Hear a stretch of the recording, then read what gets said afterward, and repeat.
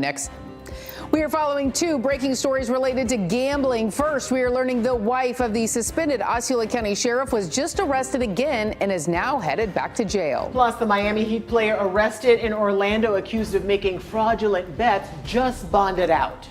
Streaming on clickorlando.com and broadcasting live, you're watching News 6 at 4 p.m.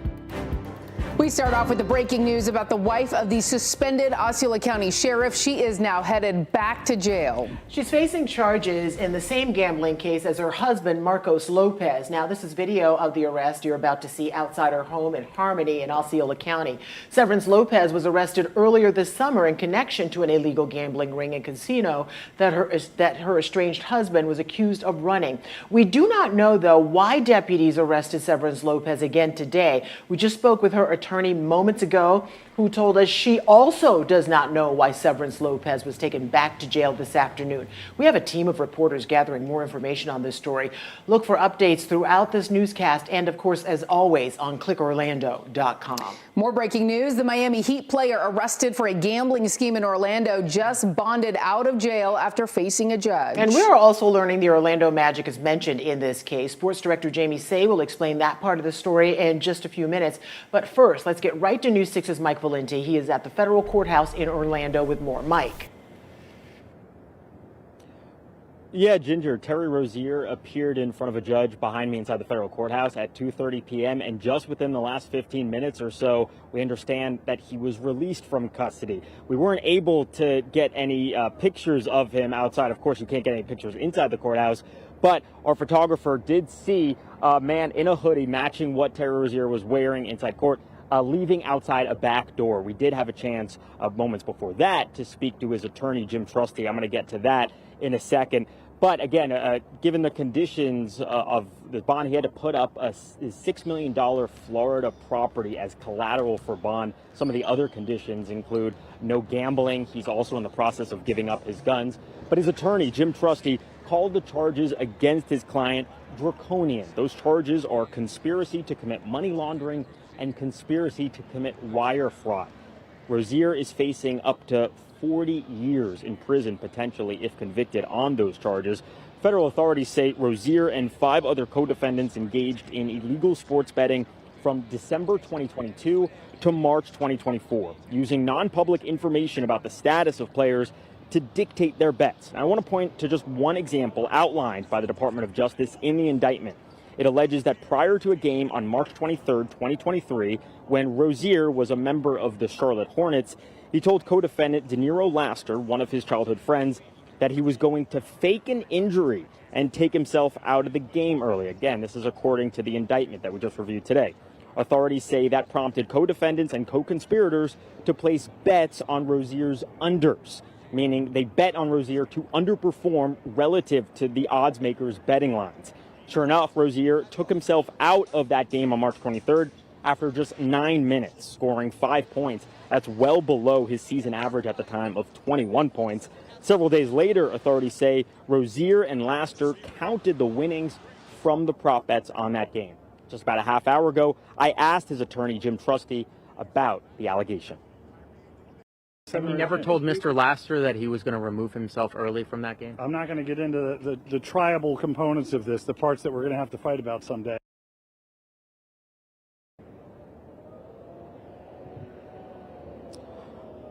Now, I want to mention something that you just heard from Jim Trusty. He said the name Jontay Porter. That's important, all of this, because the investigation stems from an investigation into Jontay Porter. He's a former NBA player. He was banned from the NBA for life in 2024, ended up pleading guilty to a wire fraud charge. He was implicated in a fraudulent betting scandal. So that's important in all this, but Jim Trusty says that he's not connected at all in any way. Hold on, it looks like we have someone coming out on an unrelated case. I just had to check on that. But again, Jim Trusty says that it was no way related to Jontay Porter, but that is important to note. I also want to note that when Rozier walked into court, we saw him wearing a Charlotte Hornets hoodie. He is, of course, a member of the Miami Heat, but the indictment says that the allegation of the fraudulent betting happened when he was a member of the Charlotte Hornets. So that's pretty notable. There's also another element to all of this, the Orlando Magic being named in the indictment. My colleague, sports director Jamie Say, has that aspect of the story. Yeah, thank you, Mike. The Magic are not named, but they are mentioned. According to an Orlando Magic spokesperson, though, the Magic have no indication that any current members of the Magic were involved in this DOJ investigation, and the organization has not been contacted by authorities. The Magic are mentioned in the DOJ's indictment, like I said, because of one game back in 2023. It was played on April 6th in Orlando. The Cleveland Cavaliers won the game by 24, covering the 9.5-point spread.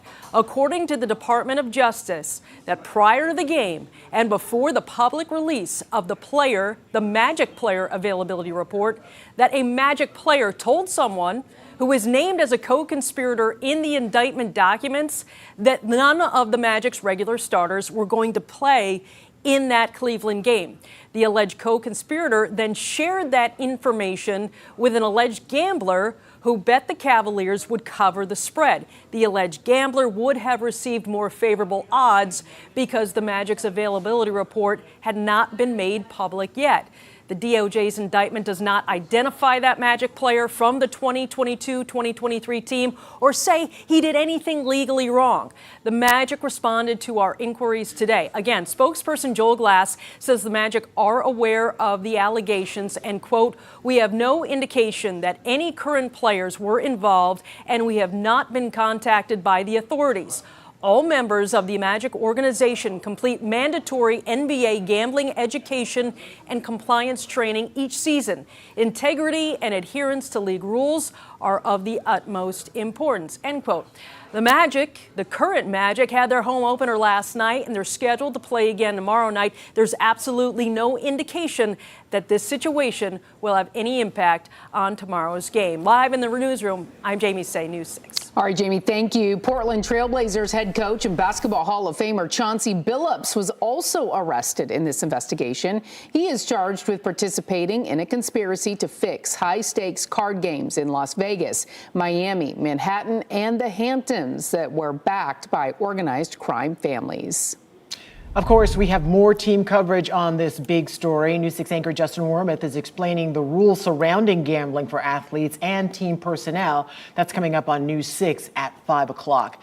And of course, if you or someone you know is dealing with a gambling problem, you can get confidential help 24/7. Just call the Florida Council on Compulsive Gambling. Here's the number. It's 888-ADMIT-IT. Now to what is happening with Tropical Storm Melissa. It is set to become a major hurricane. Meteorologist Jonathan Kegas joins us now with what we need to know. Jonathan. Yeah, and it is still a very weak storm right now, and it's still battling wind shear. All of this was to be expected. That's why, again, it's getting further into the west again through the central Caribbean right now. It's still going to take a couple of days to kind of find itself, and then unfortunately, it appears like it is going to take off again. 2 o'clock advisory from the Hurricane Center, again, continues to have it on the weaker side. Just barely a tropical storm at 45-mile-per-hour winds. The latest track, and we're going to get a new one of these coming up at about 4:47. That's going to be the 5 o'clock advisory. But you see here, slow going here, skirting the southern tip, at least the center part of this cone of Jamaica, and then somewhere around the island, likely going to start to make its turn to the north and east. This would be an insanely terrible solution for the island of Jamaica here if that center track holds. We're going to talk much more on the modeling and also some very cool air. We're going to have another cooler night tonight. We're looking out towards the 31st, Halloween in the first week of November. Really chilly air. We're going to talk about how cool it could get coming up at about 4:17, guys. All right, Jonathan, thank you. A Lyft driver is accused of shooting a man during a fight about a slammed car door. Your Orange County community correspondent Jarrell Baker joins us now live from Spring Village Circle. That's right off Turkey Lake Road where this all happened. Jarrell. Yep, that's right, Ginger. I spoke with the mother of both of the brothers. Now, she says that the victim that was shot is still in the hospital recovering from those injuries and is set to have surgery tomorrow. Now, I was speaking with neighbors, and they said the incident happened right here off of Spring Villas Road. Now, I spoke with a neighbor who gave surveillance video to the Orange County Sheriff's Office. He did not want to share the video with us, but he gave me a look at that video. Now, that footage shows what happened around 5 p.m. on Wednesday. This is also detailed in OCSO's report. A blue Hyundai SUV pulls up to the 7300 block of the Spring Villa Circle as both men get into the vehicle. Now, the brother did tell law enforcement that they got into a verbal argument with the driver, Rivera Casales, for slamming his door. Now, they told deputies that the driver told them to cancel a ride while they were threatening to shoot him. Now, shortly after that, they left the vehicle. That's when the video shows the driver allegedly opening fire as the passengers tried to run away. Now, OCSO responded and found one brother lying on the ground with a gunshot wound to his foot and his stomach, while the other was trying to help him. Now, Rivera Savalas faces 2 counts of attempted second-degree murder with a firearm, and he's being held with no bond. Now, I did reach out to Lyft. They did just get back to me right while we were in show. Now, they gave us a statement that said the behavior described was absolutely no place for the Lyft community for our society. Now, our teams or our terms of service strictly prohibit weapons and the driver from permanently removed from the platform. Now, they said that they've reached out to the rider to offer support, and they stand ready to assist law enforcement in their investigation. Here in Orlando, Jarrell Baker, News 6. All right, Jarrell, thank you. One school district is showing off the school buses equipped with technology to keep kids safe. How it is catching drivers who illegally pass a stopped bus. That's coming up. A local contractor is on probation tonight for taking thousands of dollars from a Volusia County couple, but never even starting their kitchen renovation. Meantime, another couple has come forward saying Jeffrey Diaz also ran off with their money. I'm investigator Lewis Bold, and I've been digging through court records, and I'll have the story coming up. News 6 Insider is sponsored by Orange County Library System.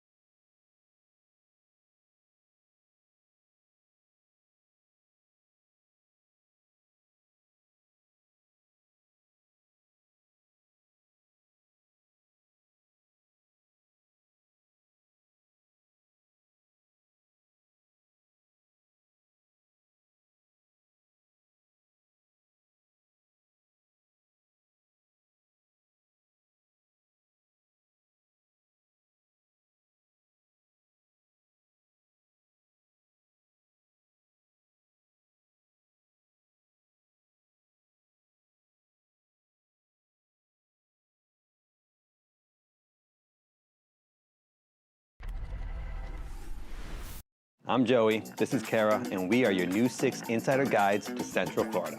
On Day Troopers, we explore all the wonder, adventure, and thrills you can experience right here in our backyard. This week on Day Troopers, we explore the Central Florida Animal Reserve in St. Cloud. I love them. I love them so much.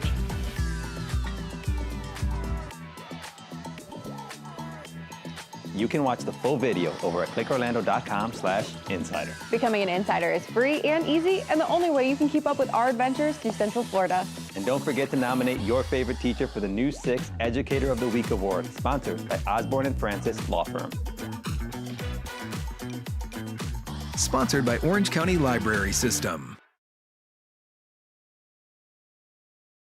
I'm investigator Louis Bolden. A local contractor is on probation tonight for taking thousands of dollars from a Volusia County couple, but never even starting their kitchen renovation.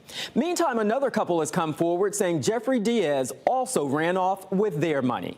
This is the front door, this is a bedroom, you can kind of see the plumbing. When Alicia Silvestri walks through her still unfinished home, There was a fireplace here originally. she thinks about what could have been and should have been completed by now. What has this process been like for you? It has been a complete nightmare to our family. She says the nightmare started when they hired Triple D Paint Home Improvement in December of 2021. It has depleted us of money. It has put us in financial strain. The company was owned by 40-year-old Jeffrey Diaz, who is now on 3 years felony probation for contract permit fraud. 10 months after starting the Silvestris project, he was arrested for taking $12,000 from another couple and never even starting their kitchen renovation, according to court records. I'm glad that he's finally in some sort of trouble, finally. Silvestri and her husband say they hired Diaz to renovate their home in December of 21. The estimate was $229,000. Over the following months, they say they paid him more than $150,000. He started the job, but never finished. How does it make you feel?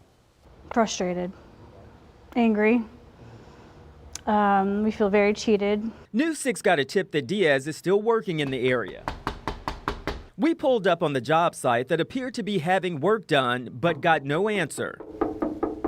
We also went to his home. Hello?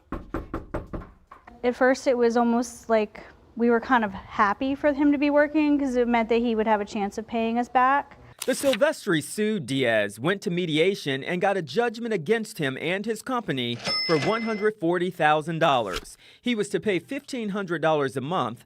The couple says he paid back about $12,000 and stopped paying. The Silvestris want others to beware. So I feel that he needs to be made known for what he's been doing to people at this point. In Ormond Beach, Louis Bolden, News 6. And how can News 6 get answers for you? Go to the News 6 app or clickorlando.com and click Contact Us and let us know how we can help. All right, time now for a look at your forecast. And if you were lucky enough to get up around 8 or 9 this morning and walk out the door, it was really nice outside. Fantastic. And if you like it on the cooler side, we're going to shave off a few more degrees overnight tonight as we'll slip back into, most of us into the 50s, a lot of us into the 50s. Right now, a nice and comfy 78 degrees into land. Good evening. We are at 81 in Melbourne. You can track the forecast. And there are a lot of changes coming, specifically as we head towards Halloween. It goes out to 10 days on the app. We put that forecast in ourselves. Download that free News 6 weather app. 82 for us in Groveland. Bunnell, we are at 82 as well as that drier, more comfortable air filters in behind our cold front that is now pushing back towards the Bahamas. High pressure in play throughout parts of the southeast corner of the U.S. That is going to dominate our weather pattern for the next several days as temperatures stay on the nice and comfy side as that drier air continues to spill in. Beautiful shot here. Here's a live look. That is not downtown Orlando with our light Orlando delivering hope Skycam. That's, of course, Daytona Beach. We're at 83 degrees. The breeze out of the east-northeast at about 10 to 15 miles an hour. We have air temperatures tomorrow morning when you wake up in the lower 50s in Ocala. Denellen, we're at 54. Palm Coast will start things off in the low 60s. Holopah, we are back to the low to mid 60s as well. So a nice, comfy morning. Now here's a look at your afternoon. Your forecast is sponsored by Renewal by Andersen. Rain chances at 0% tomorrow. We will see a few extra of those higher, thin, wispy clouds try to push through. Otherwise, we'll have sunshine around. Leesburg will top out at 84 tomorrow. The land, we're back to around 81 degrees, and we'll keep that nice, comfortable air. Now, fast forwarding, about 8 days away to Halloween, we have a nice, big cold front lurking. This is not only going to protect the state of Florida from Melissa, but this is also going to allow temperatures on Halloween morning to start off widespread in the 50s, by the afternoon in the 70s. In trick-or-treating, that's certainly a change if everything holds. And again, indications are that it's a pretty beefy cold front. Temperatures back to around 60, into the low to mid 60s by the evening. So certainly a huge, huge change for us, as that's going to be no doubt the coolest air of the season pouring into end October and to start November. And it's going to last for the first few days of November. Latest on Melissa, it is still a discombobulated storm. All of this is to be expected. It's going to take a long time for it to find itself and to get itself organized. However, all the thunderstorm activity continues to pound portions of Haiti and the Dominican Republic. They are going to expect a lot of rain. And unfortunately, the next place up is going to be Jamaica, that likely receives the core or close to the core. You see most modeling here gets it close to Jamaica or takes that southern skirt right around the island of Jamaica and then quickly gets back towards the north and east. And again, that is all related to our cold front that is going to deflect Florida. So if you see things online, when there's a lot of people still putting that Florida is in play for Melissa, it's just not. Please don't fall into that stuff because it is running wild out there. Saw a lot of it last night. Low to mid 80s Friday into Saturday. We're back in the lower 80s on Sunday. We will see a little bit of extra humidity back in here on Sunday. That'll give us a 20% shot for rain. Look at that cool down, guys. Wednesday, upper 70s. Thursday, mid 70s. My goodness. Yeah, it's even cooler on Halloween. I think low 70s for highs on Looking Friday. fantastic, Jonathan. Thank you. Now to what is being done to protect kids on school buses. The new equipment leaders are showing off and the valuable lessons students are getting too. That's next. This portion of the news is sponsored by Light Orlando, delivering hope together.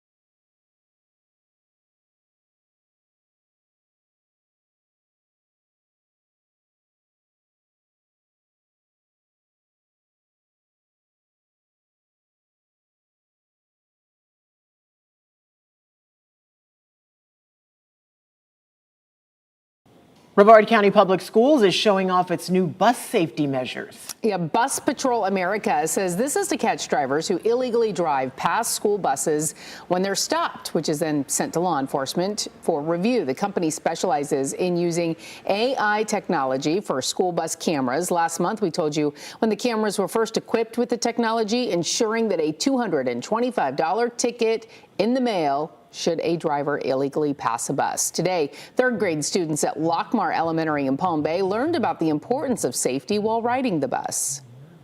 So we celebrate School Bus Safety Week every October, where we come around to schools and educate students on how they can take safety into their own hands and prepare themselves to get on and off school buses every day. The state passed a law in 2023 allowing videos from school bus cameras to be used to cite motorists who illegally pass a stopped bus. Well, we are learning that a restaurant that had its ceiling collapse on a mom has been warned in the past. Yeah, the citations the business faced before it happened. That's next.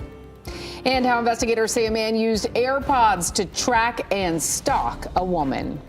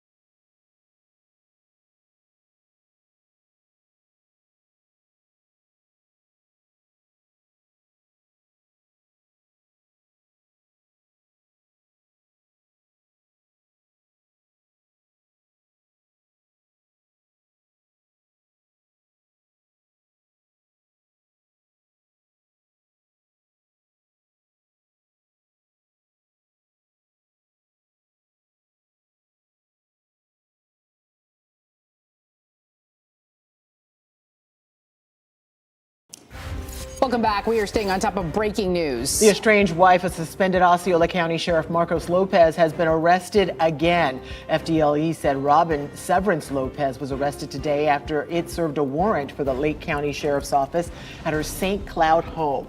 Severance Lopez was one of at least 6 charged, including the suspended sheriff, in a multi-million-dollar illegal gambling operation. She is charged with conspiracy to commit racketeering. Miami Heat player Terry Rozier, who was arrested in Orlando for allegedly making fraudulent bets, just bonded out of jail. Rozier was arrested this morning along with 30 other people in 2 cases alleging sprawling criminal schemes to rake in millions by rigging sports bets and poker games involving mafia families. Prosecutors are asking for a $10 million bond. Rozier put up his $6 million Florida property as collateral for bond. In Orange County, a Lyft driver accused of shooting a man during a fight about a slammed car door has been arrested. 33-year-old Rolando Rivera Casillas faces 2 counts of attempted second-degree murder with a firearm. Right now, he's being held on no bond. Well, we recently told you about a ceiling collapsing on a mom at a local business. Now we're learning state investigators found 15 violations at that restaurant. We're also hearing the 911 call from that night. Your Pine Hills community correspondent Jarrell Baker has the details. The front ceiling of the restaurant collapsed, and I think it hit a person. We're now hearing the emergency call to Orange County Fire Rescue after part of Flyers Wings and Grill in Pine Hills collapsed on Deja Stover and her 2-year-old girl earlier this month. I discovered during the same week a complaint to the Department of Business and Professional Regulation brought out state inspectors who found 15 violations at the restaurant from missing floor and ceiling tiles, sanitary issues, and more, including a repeated violation for damaged ceiling in the dining room area. I spoke with her father, Torrance Stover, days after while Deja was recovering in the hospital. Her neck is hurting real bad, her back. She sustained 4 staplers in her head. Cut, laceration to her top of her head. Stover says that Flyers remaining open while repairing the damage was neglecting what happened to his daughter. Now the family has hired a lawyer. Are you worried about anybody else, something like that happening to them? Yes, I am. And that's why I say I will advise people not to go in there until all that gets rectified. In a previous statement, managers told us that the building has been inspected by the Orange County building inspector and was cleared to continue operating while making repairs to the damaged section. Orange County gave the restaurant this violation for the damaged ceiling, allowing them to remain open as long as they blocked off the section which fell. I stopped by the restaurant again and saw that the damage was repaired and people were eating in the booth where Deja was injured. We saw that you all repaired the damage. Have you reached out to the family at all or done anything at this time? The manager wasn't available at the time. We were told to send an email. We asked whether they'd fixed all the problems found in the inspection and if they plan to help with Deja's medical expenses. As soon as we get an answer, we'll let you know and follow up again. For now, I'm your Pine Hills community correspondent, Jarrell Baker. There is a new development tonight in the case of missing Orlando woman Jennifer Kesse. Her parents now say they have been told the case is no longer cold. It's been nearly 20 years since the then 24-year-old left her condo near the mall at Millenia and was never seen again. That was back in January of 2006. The only major clue in the case has been this grainy surveillance video showing a man walking where her car was found. Her parents now say the Florida Department of Law Enforcement has told them about new developments in the investigation, including DNA found within the evidence that's never been tested. News 6 investigator Lewis Bolden talked to them about that. See what they had to say coming up on News 6 at 5. Well, this is frightening. A man is accused of hiding AirPods in a car to track and stalk a woman. Your Seminole County community correspondent Mark Lehman shared what the man told police when they asked him about it. The suspect in this case has been here at the Seminole County Jail since Tuesday, and police say he actually admitted to the accusations against him. One of the most concerning was the discovery of a pair of traceable earbuds tucked underneath the victim's car. 28-year-old Luis Rendon is facing aggravated stalking charges after Winter Springs police say a woman came forward saying she was in fear for her life because of his behavior. The victim telling police Rendon was harassing her for some time. According to the arrest report, it began with dozens of texts and calls, but things escalated when the victim said he showed up to her apartment, and on the same night, the fire alarm was pulled in her building. The concern grew to another level when the victim says Rendon started sending her messages from an unknown number claiming to know her whereabouts. Feeling as though she was being followed, she had a friend check all around and even underneath her car. And that's when a plastic bag was found in the undercarriage with an Apple AirPod case tucked inside. That device has a feature that tracks back to the owner's phone. Rendon was arrested on Tuesday. Today, we stopped by the home where he was taken into custody. Does Luis Rendon live here? Luis Rendon? No? But the women there claim to have no knowledge of Rendon's alleged actions. All of this comes a week after police in Hillsborough County say 2 men used an air tag taped under a bumper to pull off a planned burglary. Among the charges were illegal installation of a tracking device, which is a count similar to what Rendon is facing. He was booked on $7,500 bond. And while bond has been set for Rendon, we're learning he will remain in jail at this point. Booking records show he's facing an immigration hold. An arraignment for his case has been set for late November. In Seminole County, I'm your community correspondent, Mark Lehman, News 6. A mom of a student is accused of threatening to burn down a high school. 40-year-old Brandy Covington is charged with threatening to discharge a destructive device. Police say Covington called a cafeteria employee saying her daughter's boyfriend had his lunch taken away from him. Police say the employee said the student didn't have money in their account and was explaining how the school handles the situation. Officers say that's when Covington told the employee she would burn the school down. Covington is now out of jail on a $75,000 bond. Well, it is day 23 of the government shutdown, which is already the second longest in U.S. history. And the latest attempts in Congress to ease the pain of some federal workers are shot down in the Senate. Erica Brown has more from Capitol Hill. After weeks of working without pay, Transportation Secretary Sean Duffy says some air traffic controllers have to now take second jobs in order to make ends meet. I don't want them delivering for DoorDash. I don't want them driving Uber. I want them coming to their facilities and controlling the airspace. Thursday, the Senate failed to advance a Republican proposal to pay federal workers and military members who are working during the shutdown without pay. The motion is not agreed to. Democrats who rejected the proposal argued the bill would give the White House broad authority to determine which federal workers get paid and which do not. You've read the remarks of Russ Vought, the head of OMB.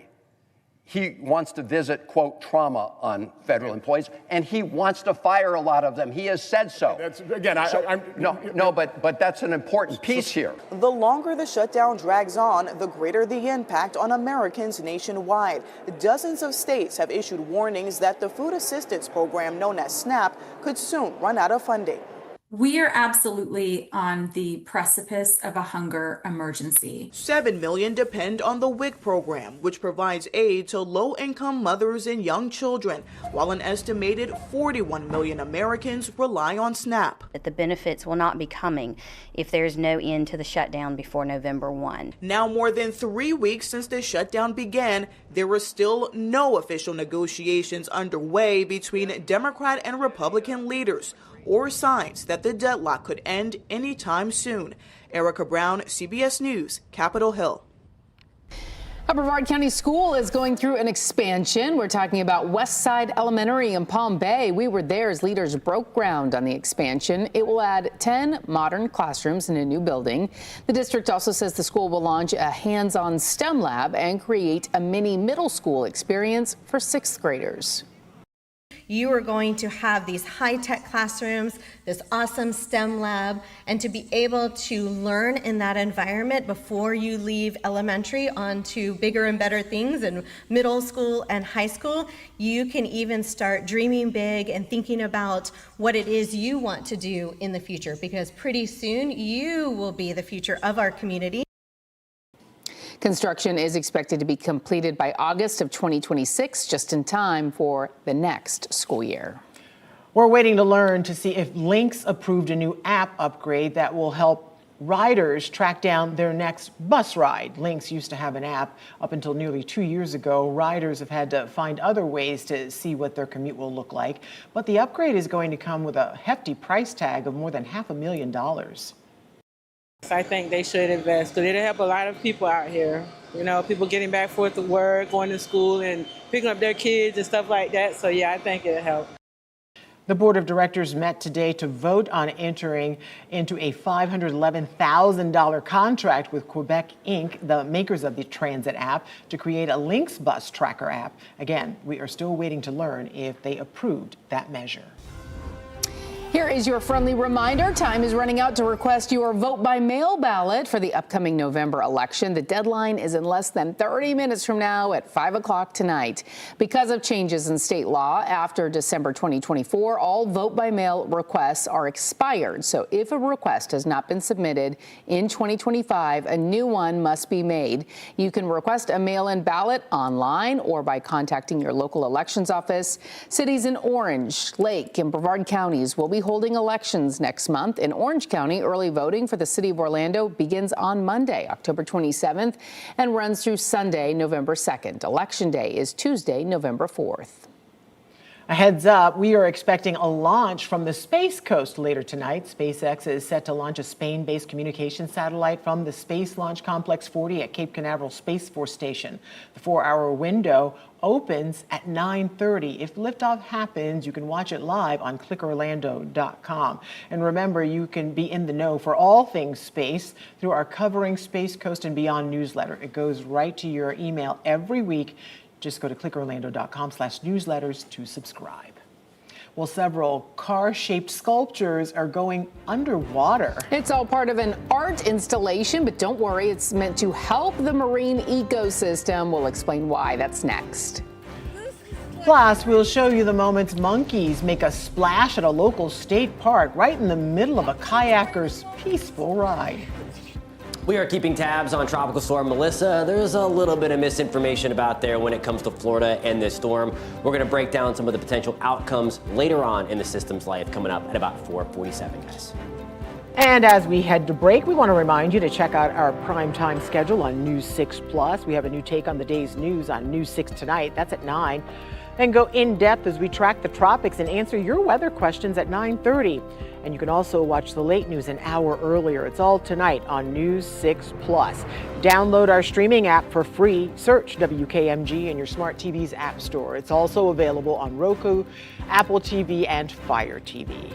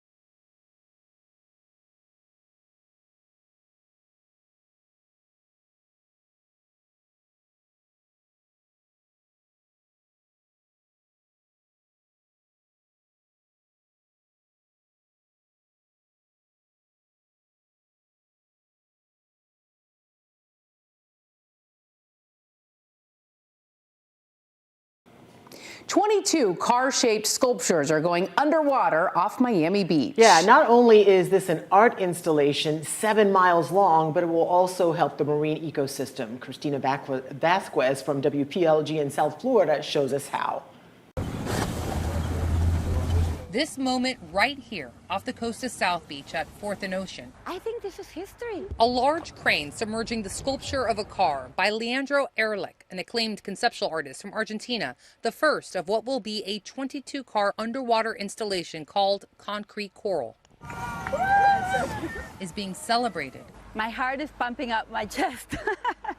For the promise this project has to bring new life to our marine ecosystem. The envision is that we recruit fish to live here. Soon to be seeded with 2,200 corals, the artwork will transform into a living reef. 7 miles up the coast of Miami Beach, and eventually we would like to go all the way to New York. And I hope that one day, we, instead of planting like little mint and tomatoes like in the communal gardens in New York, we're all out planting corals. Made of marine-grade concrete, which will anchor a new marine habitat described as a poetic reversal of the effect actual cars have on our environment, explained Reefline founder and artistic director Jimena Caminos. We will create a ripple effect of storytelling and awareness. It is using art as a tool for change. And the nonprofit's executive director, Brandy Reddick. This you can access from the shore, you can snorkel, you can kayak, you can paddleboard out. The inspiration for phase 1 of this innovative resiliency project came from this. Leandro's City of Miami Beach commissioned installation of 66 life-sized car sculptures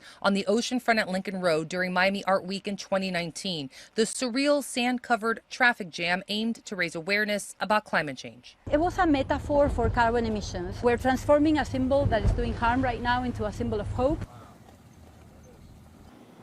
Very interesting. All right, time now for a look at our forecast with meteorologist Jonathan Kegas. We have been enjoying these delightful temperatures. Keep it coming. You're teasing us. Oh, just wait. Just wait until you see the 7-day forecast. Okay. Because if you like it on the cooler side, I have much cooler air for you. It's certainly the coolest air of the season, and it's not even close by the end of this work week, guys. Tomorrow morning, we're going to start things off a few notches cooler than what we woke up to today.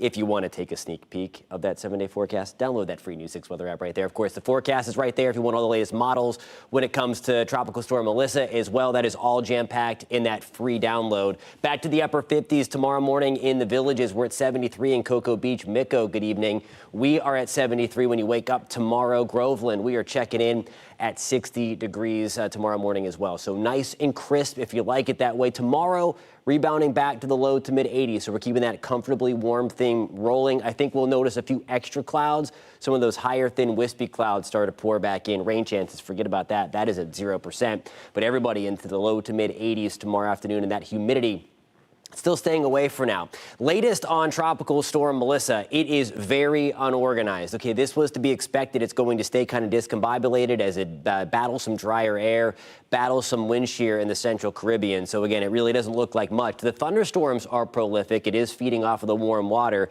So it is blasting the southern end of Hispaniola, the Dominican Republic, and Haiti. So they are dealing with a lot of heavy rain. Eventually, though, as this system lifts to the north, it is going to gain some steam. This is likely going to be one of the upper echelon storms, again, reaching that major hurricane status, potentially 4, maybe even stronger than that, as we get to the end of the weekend and into early next week. As far as Florida is concerned, because I continue to see it out there on the internet that Florida is a possibility for this, it's just not. There may be some outer bands to southeast Florida at the very, very most there, but there's high pressure. That's what's keeping the storm suppressed. We're looking at the upper levels of the atmosphere, though, and you see this big dip in the jet stream, this big area of blue. This is what's going to deliver Florida a nice, what looks to be pretty cool Halloween and start of November. But what this dip in the jet stream does, it kind of lifts up the hurricane, eventual hurricane, back out of the Caribbean. And with everything guided from southwest to northeast, this is a trough or dip in the jet stream that will help to push this thing out. And that is why all model guidance continues to suggest that it's going to be somewhere, maybe central Cuba, the furthest west, the core goes anyway, and then works its way out towards Bermuda. So that's what's steering the thing. I want to show you all the lines again, just for kind of extra transparency here. All of those lines are a different ensemble member. You see the furthest one to the west gets it closer to the Bahamas. The mean or the average of all the lines, the different ensemble members, continue to put it towards central and eastern Cuba. So again, just wanted to show you that because there is a lot of ugly stuff that people continue to share. They want your money, they want your clicks, and that's how they get paid. Temperatures back to the upper 60s on Saturday morning, guys. Nice and quiet through the weekend. For the clickbait. Please don't. All right, thank you, Jonathan. Now to a question for our traffic safety expert. Someone wanted to know why they could not renew their tag. Trooper Steve has that answer next. Plus,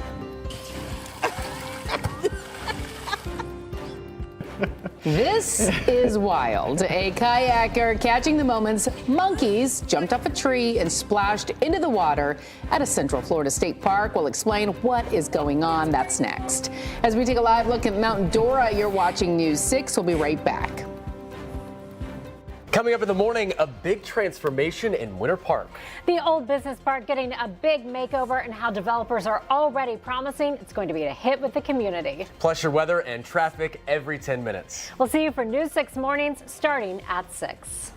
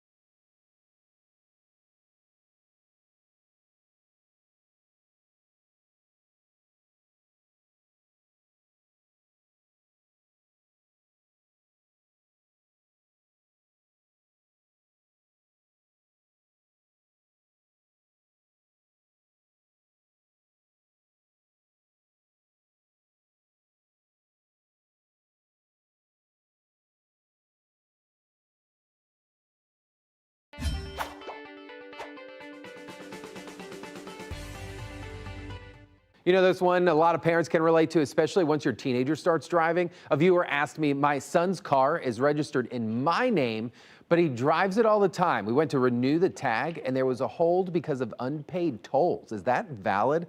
Well, here's the deal. Yes, it's valid. In the state of Florida, toll agencies and the state work hand in hand to make sure all the tolls are paid before registration can actually be renewed. So if there's an unpaid balance, the state can block that renewal until it's cleared up. Even if your son racks up every single one of those tolls, as the registered owner, you're actually on the hook for this. So the fix, pay off the tolls, get the hold lifted, and maybe it's time to have him register that car in his name with his own transponder. If you got a traffic safety question you want me to answer it, head on over to clickorlando.com/AskTrooperSteve. Get that kid a tolls will job. always get for you. sure. All right, so have you seen this video on social media? One woman captured the moments monkeys went for a splash. And it's raining monkeys. Could you imagine No. if you were kayaking and this was happening all around you? So the kayaker says this all happened during what she thought was going to be a peaceful ride through Silver Spring State Park near Ocala last week. Then all of a sudden, the group of rhesus macaques began leaping from the surrounding trees and into the water around her, falling like sacks of potatoes. She said she hoped to see the monkeys, but did not expect this to happen. I just was like totally flipping out, like, this is crazy fun. Oh, you know, is it crazy fun? Are they safe? I don't know. Rhesus macaques are an invasive species first introduced to Florida's ecosystem by a tour boat operator in the 1930s and have thrived at Silver Springs ever since. Probably want to keep your distance, though. They're fun to look at. Probably not safe if they smack into you like a bag of potatoes. No, if they fall on your head. News 6 at 5 is up next. Anchor Matt Austin is in the newsroom with what's ahead. You just need an umbrella. You would be fine out there. Well, sometimes sports news becomes news, and that is certainly the case today. We're continuing to follow the latest fallout from 2 bombshell federal investigations, and later the issue causing a local business to close its doors and what experts say they're seeing about the trend. And your forecast is only minutes away. Don't forget, you can stream all these newscasts and live cameras like this look at Daytona Beach for free on News 6+.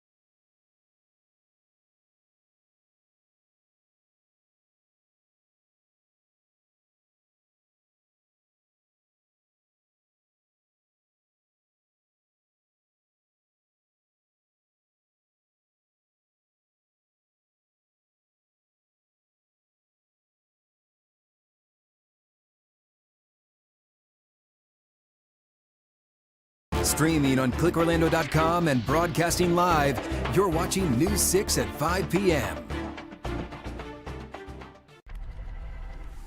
Breaking right now on News 6 at 5, you are looking live at the Osceola County Jail, where we are expecting the estranged wife of suspended Osceola County Sheriff Marcos Lopez to arrive at any moment. We brought you this breaking story earlier today. Robin Severance Lopez arrested again just hours ago. We were outside her Harmony home today as she was loaded into the back of deputies' SUV and then taken to jail. Your Osceola County community correspondent Laverne McGee was in that neighborhood today. Laverne? We were here when the Osceola County Sheriff's deputies were on hand to arrest her. We're told she was in violation of her bond, although we haven't got confirmation on that. I actually also spoke with Osceola County Sheriff Chris Blackman on the phone, and he told me that he got the message from Lake County. Now, deputies were here with a warrant to bring her back to Lake County. Apparently, however, she has been taken to the Osceola County Jail. She, of course, faces charges related to the alleged illegal gambling operation involving her husband, the former sheriff. We are told she initially refused to come out. However, she eventually emerged from the house, and we were here when neighbors were all being held back by sheriffs. It was an active scene at the time, and we're still trying to find out exactly the reason for the arrest.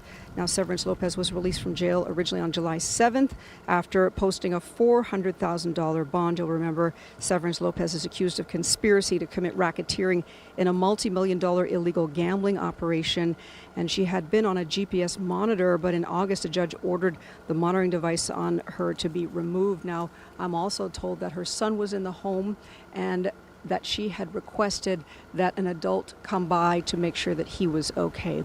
And we're, of course, working on this story to get more information. In Osceola County, Laverne McGee, News 6.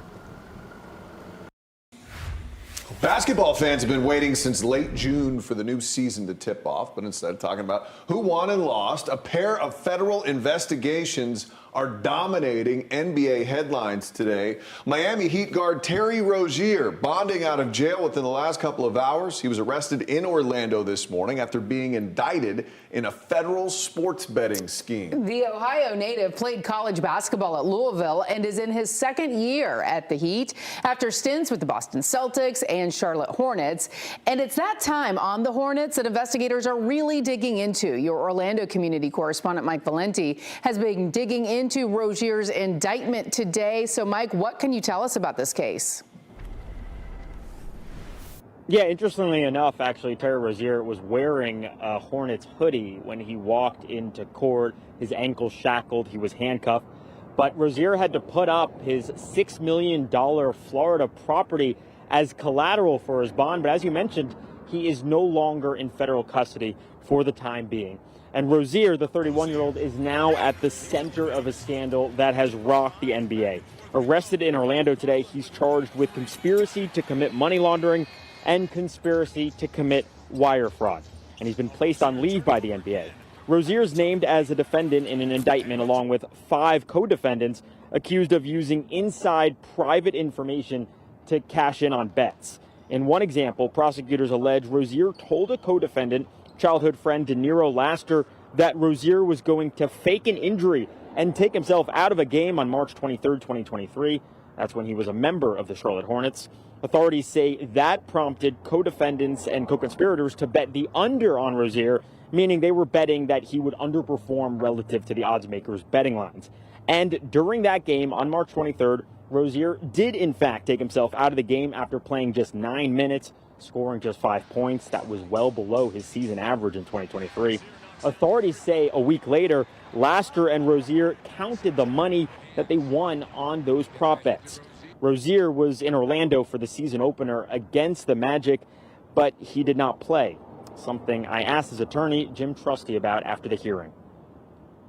So him not playing last night, that had nothing to do with this. Do you have any indication that this was coming? No, not a word. And, you know, he's coming off a hamstring injury, so we just took it as kind of more of the same with the injury healing up. Did he fake an injury on March 23rd, 2023? No, you know what's critical about all this? And our day will come, but he had medical follow-up in the days after. He had a bunch of people that he appropriately confided in that he had an injury. And he didn't play another game. You know, the Hornets were out of the playoffs. He's a veteran that's been there. He's like, why am I going to make this injury worse? So Jim Trusty has been representing Rozier for more than a year now. He mentioned that the NBA cleared Rozier of all wrongdoing, and Trusty claimed that during the time he's been representing him, prosecutors have been characterizing Rozier as a subject of an investigation, not the target, a critical difference. Well, obviously, with this indictment and arrest, we know that today Rozier was considered a target of that investigation. We're live outside the federal courthouse in Orlando. I'm your Orlando community correspondent, Mike Valenti, News 6. Feels like the start of a very big story. Mike Valenti, thank you. The Orlando Magic were also mentioned in Rozier's indictment, although the Magic tell us in a statement it's not because of any wrongdoing from a player or anyone on the team. One of the co-defendants listed alongside Rozier is accused of using inside information to profit off of the Magic. Sports Director Jamie Say will have those details ahead at 6 o'clock. Although, again, I want to stress to you, no one who is affiliated with the Magic is being accused of any wrongdoing. And Rozier wasn't the only name basketball fans will recognize being tied up in this case. A Hall of Famer, now former head coach Chauncey Billups, also arrested in connection to the investigation. We're going to have those details ahead in about half an hour.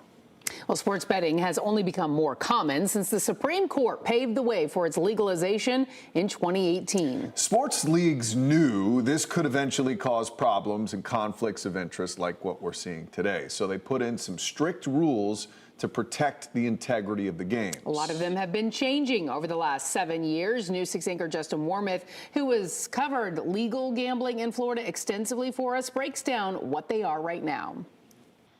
Gambling has become synonymous with professional sports. Every major sports league has some sort of partnership with a sports book.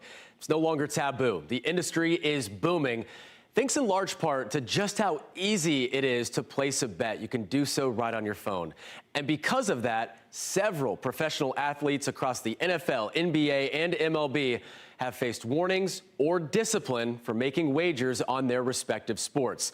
Now, here's a breakdown of the latest rules surrounding gambling for athletes and team personnel. It's pretty uniform across the major sports leagues with a few minor differences. In the NBA, players and team personnel cannot bet on any NBA or WNBA games. If sports betting is legal in their state, they are allowed to bet on other sports. Now, in the NFL, players are allowed to bet on other sports as well, but never the NFL, and they cannot place bets from team facilities or when they're on the road with their team. All other league personnel, coaches, trainers, officials, etc., are prohibited from all sports betting.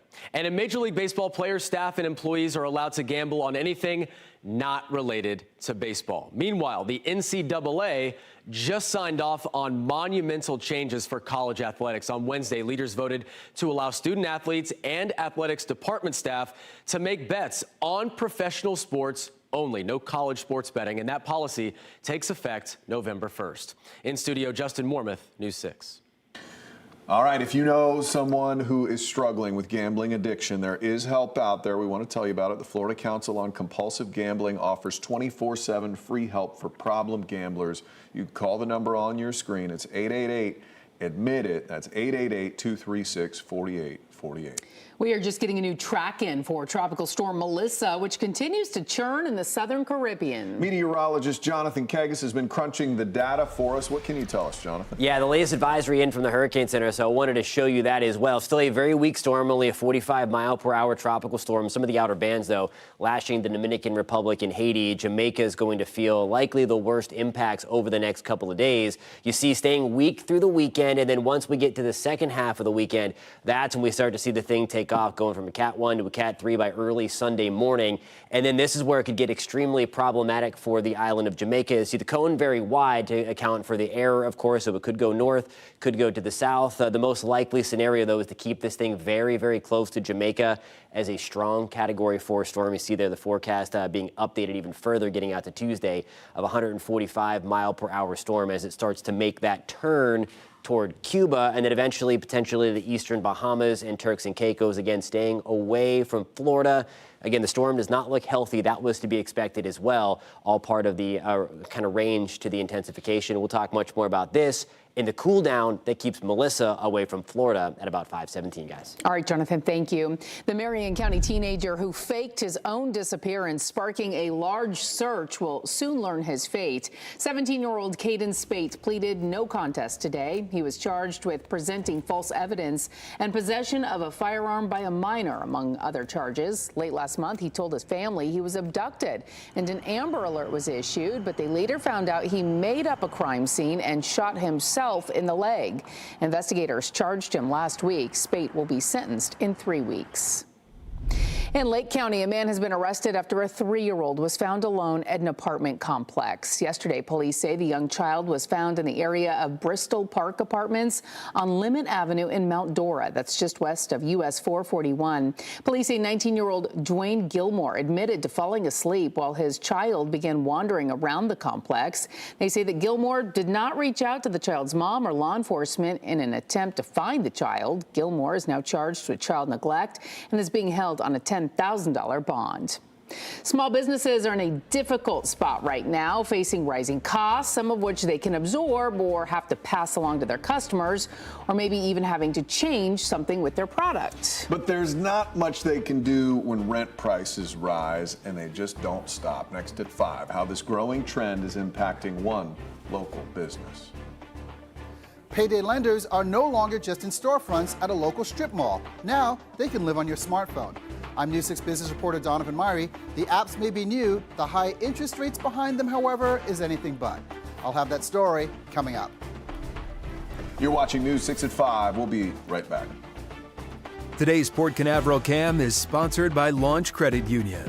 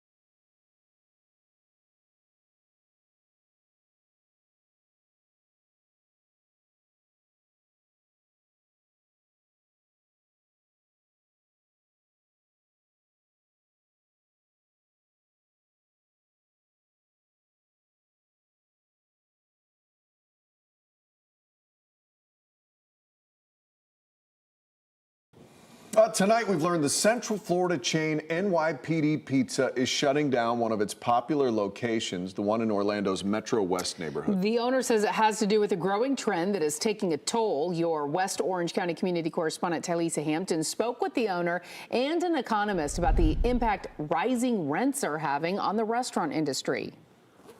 I spoke with the CEO of NYPD Pizza. He says it's going to hurt to close this Metro West location tomorrow because they've been in the community for so many years. But he did say they faced so many challenges, and the rent hikes, that was just a nail in the coffin. It's a slice they've been making for 2 decades. Because we are authentic New York pizza, we are traditional, we're not trying to reinvent the wheel. NYPD Pizza has grown in 5 locations across Central Florida, but in Metro West, you will notice a sign on their door. How difficult was it to make that post? Wow, that's emotional. Difficult. CEO Paul Russo says they were faced with several challenges, leading them to close their Metro West doors on Friday. Over the years, it was a combination of labor costs, vastly increased, but the nail in the coffin to say was doubling of the rent. The difficulties are nothing new for some restaurants. Just last year, we highlighted beloved restaurant closures, dealing with not just rent hikes, but also high wages and food costs. Some of that's due to inflation, some of it's due to the growth in Central Florida's economy. So there's increased, competition for these spaces. Russo understands the need to adapt. They'll keep cooking just a little differently. Soon they will open their first small location in Winter Park, built around refocusing. Because of the cost of rent. Also, it's because a lot of our business, which is 70% used to be dine-in, has reversed and it's majority takeout. And although tomorrow is their last day to be open, they're still going to open like normal. However, they might stay open a little longer just in case any customers want to grab that last slice of pizza here. Reporting, I'm your West Orange County community correspondent, Tylisa Hampton. That pizza looked good. Tonight is a night to dine al fresco. The temperatures were great today. Absolutely. And maybe even a little cooler tomorrow, Jonathan. Yeah, if you like it on the cooler side, then you'll love tomorrow. We'll shave off a couple degrees getting into your wake-up time tomorrow. Right now, we're falling back into the upper 70s. It is very nice outside right now. 78 in Oviedo, 81 in Orlando. Bushnell, good evening. We are at 82. Certainly warm today. We talked about that yesterday, but you can just feel the drier air as it continues to rush in behind our front. You can stay up to date with the forecast by downloading that free News 6 weather app. Of course, all the hurricane tracking tools are in there too if you're interested in keeping up with the latest on now Tropical Storm Melissa. There's high pressure in place sliding off of the southeast coastline. There's our cold front from yesterday. Again, high pressure overhead that'll keep our skies mainly clear overnight. That'll keep our winds on the calmer side as well and allow our temperatures to fall pretty efficiently this evening. Back into the 50s and 60s by the time you wake up tomorrow morning. So here we go. Bushnell, we're starting off at 58. Wildwood, we're also into the upper 50s. Ocala into Denellen, we are in the low to mid 50s tomorrow. Melbourne, we'll still check in the low 70s, of course, until we cool the Atlantic down a little further. We're going to keep that temperature pretty much at the same temperature that the ocean is right now. We're back to the low to mid 70s across the Space Coast. Now here's a look at tomorrow. Your forecast is sponsored by Payne Law. Forget about those rain chances. They are at 0%. We're at 81 in Daytona Beach, Groveland. We're back to 84. Holopaw, we're starting things off again in the low 60s. We'll rebound back to the lower 80s, 83 degrees in Kissimmee. Back to St. Cloud and into Celebration. Might see a few extra of those higher thin wispy clouds push through starting as we move through the overnight hours. You see that white showing up on your screen. That would just kind of filter out the sun a little bit. Again, temperatures tomorrow back again to the low to mid 80s. There's 7 to 8 o'clock on your Friday evening, starting off the weekend. Very nice. And we're going to keep that comfortable trend rolling to start the weekend before we do get a little bit of extra humidity back in here for Sunday. Nonetheless, a nice quiet stretch coming our way. And if you like it on the cooler side, then you're going to love what we have in store for you on the 7-day forecast and beyond. This is the temperature anomaly forecast here as we roll ourselves into Halloween. You see all that blue in the southeast corner of the United States, including Florida. That's going to be the higher than normal probability for below average temperatures. That sticks around through the first few days of November as well. And just look at the trend. We're fast forwarding beyond the next 7 days. This is this upcoming weekend, low to mid 80s. And then you see the new front coming through, highs mid-70s on Thursday, maybe even cooler than that Friday for Halloween. Might be in the 60s for trick-or-treat time on Friday. So some big changes coming our way towards the end of the 7-day forecast. Melissa, it is disorganized still at this hour. That was to be expected. It's going to take a few days for it to get its act together. Unfortunately, it is expected to do that, and you see a lot of these intensity models getting things up towards major hurricane status and potentially into that category 4 or plus range over the next couple of days. Again, this one is not going to come here. Those cold fronts that continue to come on down, that's going to send Melissa packing far, at least the core of Melissa, to the southeast of Florida. A little bit warmer overnight anyway to start your Saturday, back to the upper 60s, around 70 to start Sunday. That's the sign the humidity is starting to creep back up a little bit. Yeah, that's all gone by the end of the 7-day forecast, guys. Sunshine and 75 on Thursday. Yes. Looking so nice. Jonathan, thank you. Open your camera app, scan the QR code on your screen right now and click the link. We want to see your weather pictures and videos. They could end up on TV. You can also go to clickorlando.com/pins and upload your pictures and videos that way. Well, you may have seen their billboards, but payday lenders are making their way from brick and mortar stores to your phone. Why the dangers are still the same. Your Thursday evening traffic alert. You're going to see those lane closures along 417 pretty much randomly, but predominantly up here in the Seminole County area, up on the north end. 52-mile marker up towards the 54 and I-4. Southbound, right there at County Road 46A, Reinhardt area. You also see some heavy lane closures along I-4 east and westbound, right around the Turnpike and 528. And then we all know, hey, Turnpike got a lot of work going on, but at least no shutdown scheduled tonight. I'm Trooper Steve with the News 6 Traffic Alert. Drive safely. I'll catch you in the morning. As we take a live look at downtown Orlando from our Light Orlando Delivering Hope cam, you're watching News 6 at 5. We'll be right back.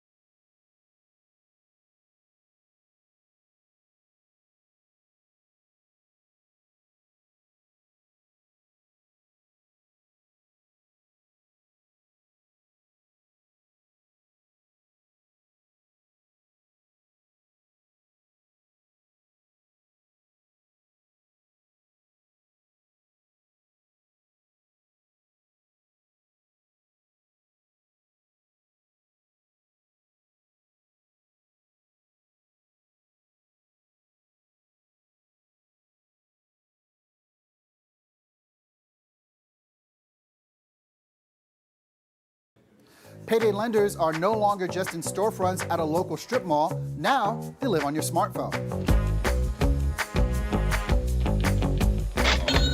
Like just about everything else, payday loan lenders too have gone digital.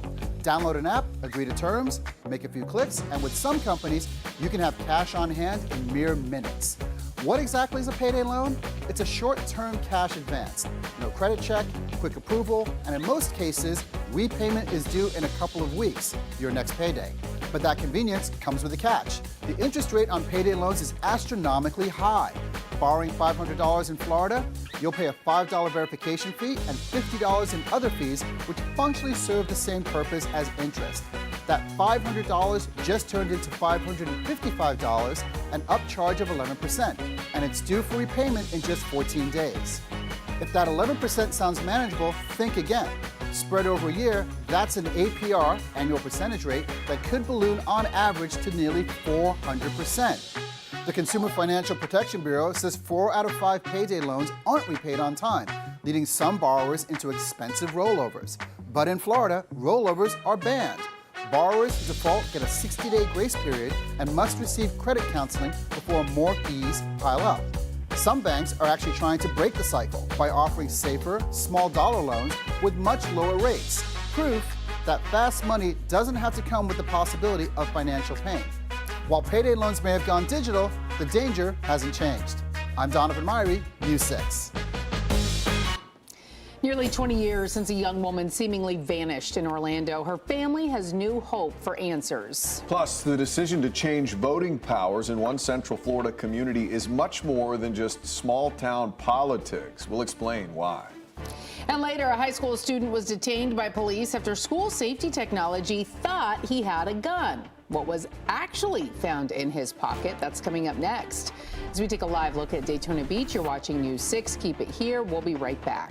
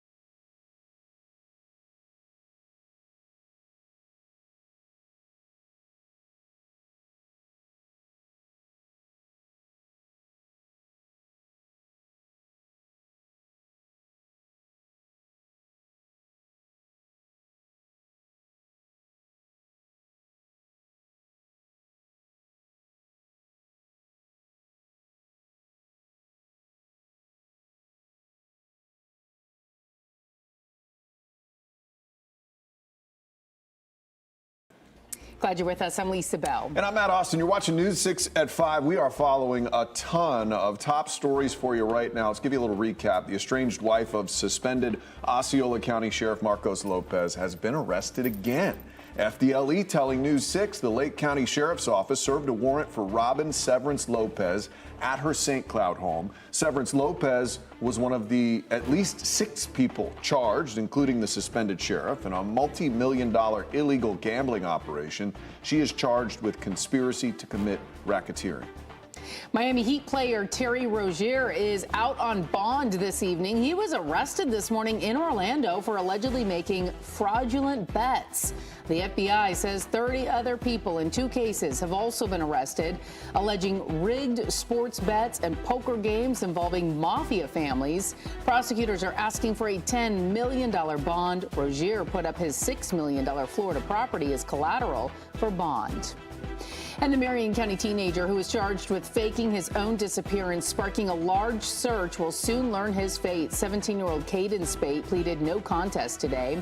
Late last month, Spate told family he was abducted. An Amber Alert was issued, but they later found out he made up a crime scene and shot himself in the leg. He will be sentenced in 3 weeks. Well, January will mark 20 years since Jennifer Kesse went missing in Orlando. No one has ever been arrested, but today her parents say the case is not cold and they have confidence in the investigation. News 6's Lewis Bolden has been covering this case for 2 decades now. And Lewis, you spoke with her father, Drew Kesse, this afternoon, and you say he sounded optimistic. He did, Lisa. I had not spoken to Drew Kesse in some time, but yesterday I called him because there was a rumor floating that there was a break in the case. He clarified it was not true and talked about the toll that internet rumors take on his family. Even with that, he says the investigation is not losing steam, it's gaining momentum. How are you feeling about the investigation today? Never felt more positive in our lives about what's being done. Nearly 20 years since his daughter, Jennifer Kesse, went missing, Drew Kesse says he has more confidence than ever in the investigation. It's not cold anymore. They told us that directly. There's too much work to do, and it's fruitful work. It's meaningful work. Kesse says for years they have had to deal with rumors floating about the case, and yesterday was no different. Yesterday was a little crazy. When someone posted on social media that DNA had been found by FDLE and tested, and it turned out to be a construction worker at Jennifer's place that is in South America and is being extradited on Friday. This is totally untrue. He says nearly 20 years later, those rumors still take a toll. But it hurts. Just so people know, it does hurt. But we have coping mechanisms now. Kesse went missing from her condo near the mall at Millennia in January of 2006. 2 days later, her car was found down the street at Huntington on the Green condominiums. Surveillance video was later released of someone parking the car. Kesse says at one point the list of people of interest in the case, including the person who was driving that car, was in the double digits, but no more. They've been able, through their investigation, to whittle down the list of people of interest down to just a few. And that is great. Kesse also says all of the DNA found in the case is being retested. We may end up a year, 2 years, 3 years down the road and not have Jennifer. But we will truly know at that point that every single lead that came in prior and as the investigation is going on has been worked. This family will not stop. Jennifer Kesse would be 44 now. Matt and Lisa. Man, hope one day they can get some closure in that case. Thank you very much, Lewis. Well, a meeting of state lawmakers could lead to major changes in Winter Springs ahead of next year's mayoral election. A new bill would affect every decision made by the city's commission, and it would be up to you to decide if ultimately you think the way the commission operates needs reform. But as your Seminole County community correspondent Catherine Silver explains, some are questioning why its lawmakers in Tallahassee are the ones leading the discussion. This is the bill that could make significant changes to how this Winter Springs City Commission operates, and here's how. It suggests making the commission a total of 5 seats, which means one of these seats would go away entirely. It also suggests strengthening the mayor's seat and making the mayor a voting member. Right now, the mayor only votes if there's a tiebreaker. That's what this bill aims to do, but how it plans to do it is the real reason why so many people here in Winter Springs are talking about this. Because Thursday, what's called the legislative delegation discussed this bill, which means the legislature could decide to put this on the ballot rather than the people who live here in Winter Springs deciding if it's something they want to vote on in the first place. Today, we want to move this along. We were there for the delegation's discussion where current Mayor Kevin McCann said he's not against changing the city's charter, but he is against the legislature forcing the issue onto the ballot. Our residents have earned the right to decide their own future, free from outside interference. McCann and Commissioner Sarah Baker both question the origin of the bill and the potential motives behind it. This is not a simple charter change.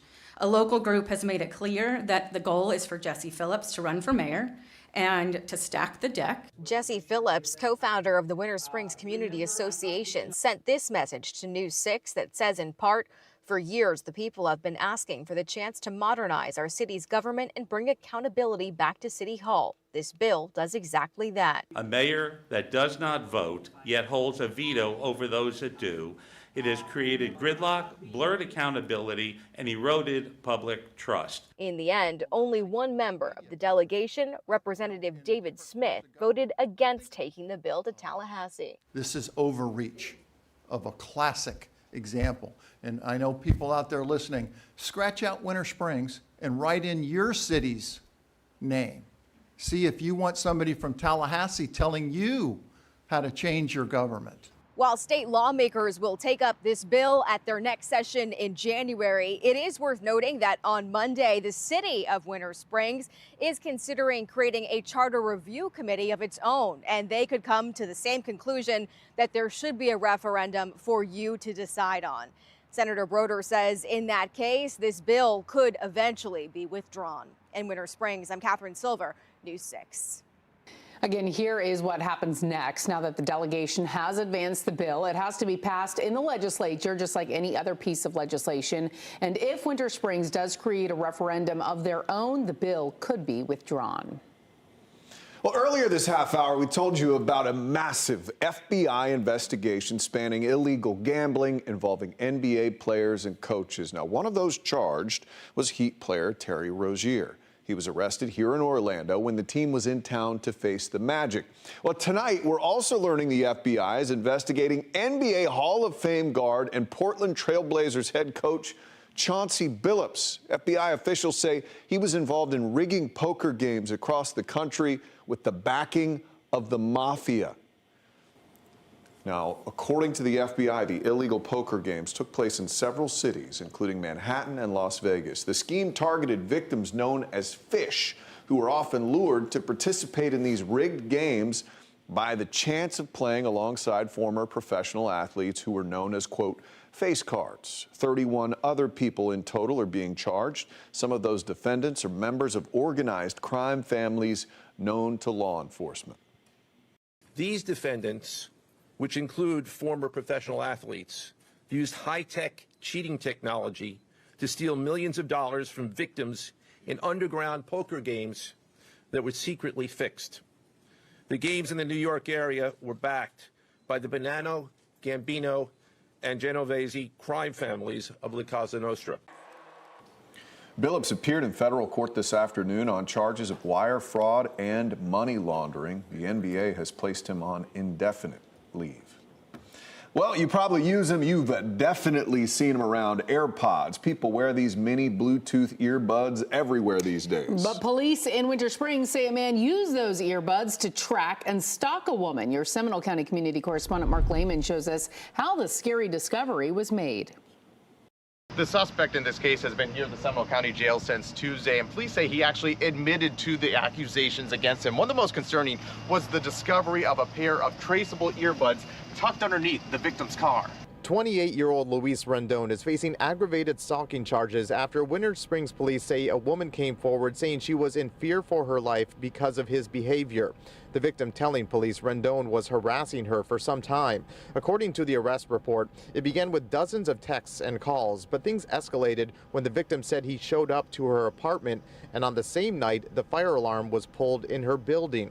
The concern grew to another level when the victim says Rendon started sending her messages from an unknown number claiming to know her whereabouts. Feeling as though she was being followed, she had a friend check all around and even underneath her car. And that's when a plastic bag was found in the undercarriage with an Apple AirPod case tucked inside. That device has a feature that tracks back to the owner's phone. Rendon was arrested on Tuesday. Today, we stopped by the home where he was taken into custody. Does Luis Rendon live here? Luis Rendon? No? But the women there claim to have no knowledge of Rendon's alleged actions. All of this comes a week after police in Hillsborough County say two men used an AirTag taped under a bumper to pull off a planned burglary. Among the charges were illegal installation of a tracking device, which is a count similar to what Rendon is facing. He was booked on $7,500 bond. And while bond has been set for Rendon, we're learning he will remain in jail at this point. Booking records show he's facing an immigration hold. An arraignment for his case has been set for late November. In Seminole County, I'm your community correspondent, Mark Lehman, News 6. This week is National School Bus Safety Week, highlighting the work being done to keep your kids safe on their way to and from school. Trooper Steve went on patrol today with a deputy looking at just one of the tools they use to protect your kids. Basically, what it does, it detects the distance from point A to point B, and it measures how long it took you to travel that distance, and that's how it calculates the speed. So when you write that citation, you're giving the exact distance on there so that the law enforcement or in the court, they're like, look, this deputy got you from 1,234 feet. Exactly. It tells me exactly how many feet the vehicle's from me. It tells me how fast that vehicle's over. It's what we call it's target specific. Got it. So you aim for like that front license plate, the headlight. I aim anything in the vehicle on the front, either where it's the headlight, the bumper, the grill, anything that's attached in the front part of the vehicle, and it has an optic in the back with a dot. And I take that dot and I put it in the sure. So see, guys, this is what he's looking at. So when he's doing this kind of stuff, he's just looking at through the aim, and then all the information pops up right there.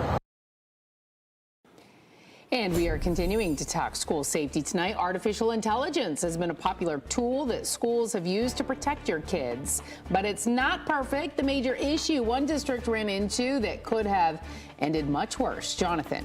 One cold front crossed last night. You can feel the drier air in place. It'll be a little cooler tonight. An even bigger one is on the way, potentially right before Halloween. We're going to have that part of the forecast after the break.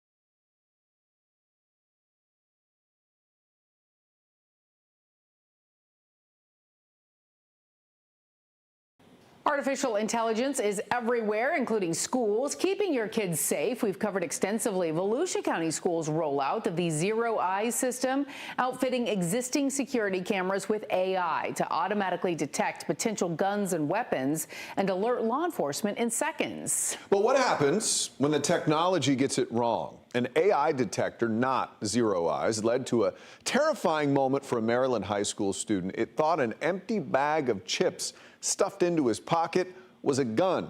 It alerted police, leading to a big response from officers. Kyrie Stewart spoke to the teen, who was still shaken up.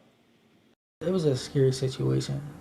It's nothing I've been through before. So. Around 7 p.m. on Monday, Takai Allen says that he was sitting outside of Kenwood High School waiting to be picked up after football practice. While he was waiting with his friends, he says that he ate a bag of Doritos, crumpled up the bag, and put it in his pocket. What happened next caught him completely off guard. 20 minutes later, it was like 8 cop cars that came pulling up to us. And I was like, at first I didn't know where they was going until they started walking towards me with guns, talking about, get on the ground. And I was like, what? They made me get on my knees and then put my hands behind my back and cuffed me. And then they searched me and they figured out I didn't have nothing.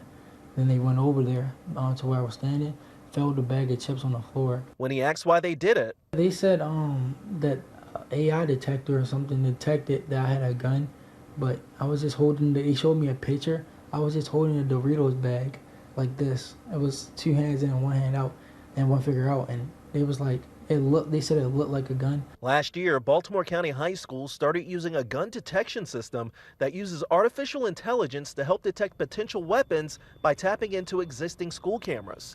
The system can identify a possible weapon and then send an alert to the school safety team and law enforcement. Allen's grandfather says that he's not only upset about the situation, but also the response. Nobody will want their child, this to happen to their child. No one. No one wants this to happen to their child. Officials sent us a letter that the principal sent to parents that says in part, quote, at approximately 7 p.m., school administration received an alert that an individual on school grounds may have been in possession of a weapon. The Department of School Safety and Security quickly reviewed and canceled the initial alert after confirming there was no weapon. Wow, what a story. Well, the company behind that technology is called OmniAlert. They said they don't comment on internal school procedures. Sarasota County Schools selected the company to be deployed across the district in August of 2024, but it does not appear to be in use anywhere in Central Florida. Okay, time to get a check of your weather with meteorologist Jonathan Kagas. This is a tale of 2 stories. We have gorgeous weather here where we live, and then a potential monster that is not going to impact us, John. That's right. Yeah, both of those. It's going to be a big deal for the Caribbean as we get into the weekend and into early next work week. That is likely going to be pushed away by the second, the bigger of the cold fronts that we are tracking. The one from last night, again, it really didn't bring colder air per se, but it did bring the drier air down. Certainly much more comfortable, and it was a cooler start as expected. High pressure continues to funnel in that breeze out of the north and northeast to give us that drier air, and it will be a little cooler tomorrow morning when compared to today as well. Lower 50s for us in Ocala and Denellen. Good evening in Palm Coast. We'll start tomorrow at 63. Also that mark for us in Kissimmee, back to St. Cloud, Groveland. We're at 60, 63 degrees in Orlando. A touch warmer along the Space Coast as is usual due to the fact that we have the warmer Atlantic Ocean. Now here's a look at the afternoon. Your forecast is sponsored by Publix. Comfortably warm again tomorrow. We're going to get back into the low to mid 80s. I think we'll see a few extra clouds tomorrow. They're going to be the high wispy variety as we go through the afternoon. Rain chances are 0%. They pose no threat to any kind of rainfall tomorrow. Otherwise, we're going to see mainly sunny skies again by the afternoon. More of that filtered variety as we move forward. Latest on Tropical Storm Melissa. It's a 45-mile-per-hour tropical storm.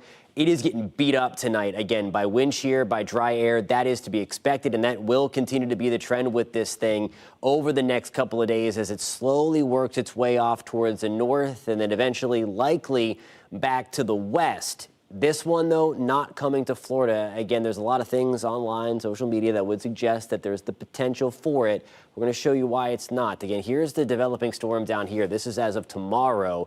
Big chunk of high pressure, first and foremost. That's what keeps it slow moving over the next couple of days. It's under the influence of that. It keeps on keeps it suppressed as it tries to come up. This is going to be very problematic in all likelihood for Jamaica, maybe as far west as the Cayman Islands, then certainly eastern Cuba, maybe the eastern Bahamas, certainly the Turks and Caicos as this slides back off towards the north. What is keeping Florida protected is what is likely going to have a very festive feel by the time we wake up on Halloween morning, and certainly for trick-or-treating.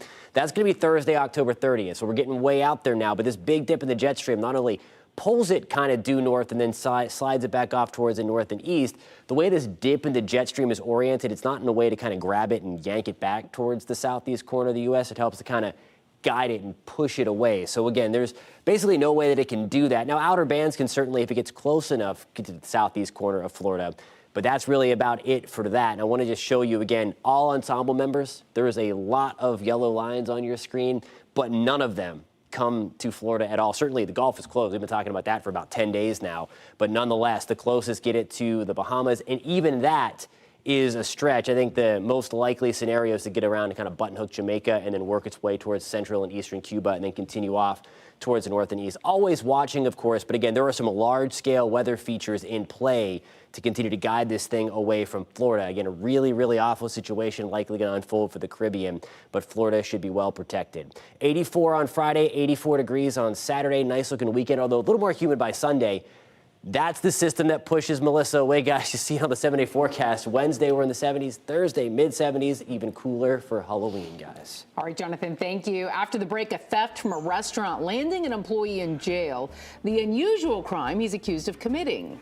Plus, the thousands of dollars in merchandise stolen from a Florida mall and the thousands of dollars in damage left behind. And coming up on News 6 at 6, renovation nightmares impacting Central Florida neighbors. What's next as a man is accused of stealing money from two families? Coming up in the morning, a big transformation in Winter Park. The old business park getting a big makeover, and how developers are already promising it's going to be a hit with the community. Plus your weather and traffic every 10 minutes. We'll see you for News 6 mornings starting at 6.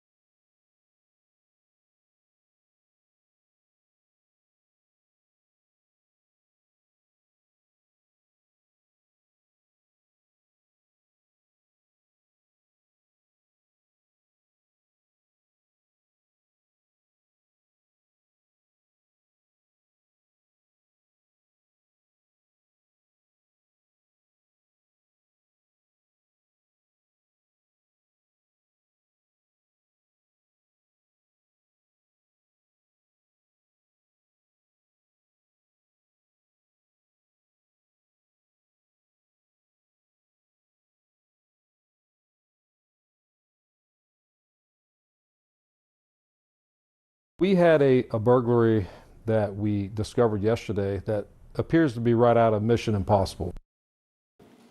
Only this Mission Impossible didn't include Tom Cruise or anybody cool like that. Investigators in South Florida are investigating an elaborate rooftop sneaker heist. The Martin County Sheriff's Office says thieves cut through the concrete roof at Treasure Coast Mall, dropping into the Champs sporting goods store where they made off with hundreds of pairs of Nike sneakers. The sheriff says the shoes could be worth up to 50 grand.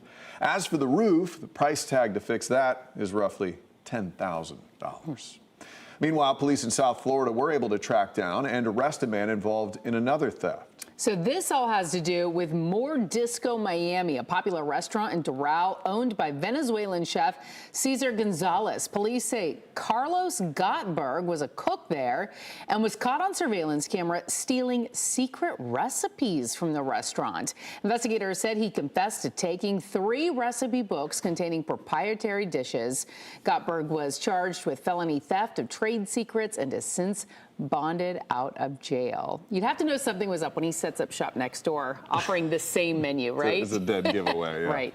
Ginger Gadsden is in the newsroom with what we are working on for News 6 at 6. A jam-packed day in the NBA with both a current player and a Hall of Famer making headlines for all the wrong reasons, what the FBI is revealing tonight after a Miami Heat player was arrested right here in Orlando early this morning.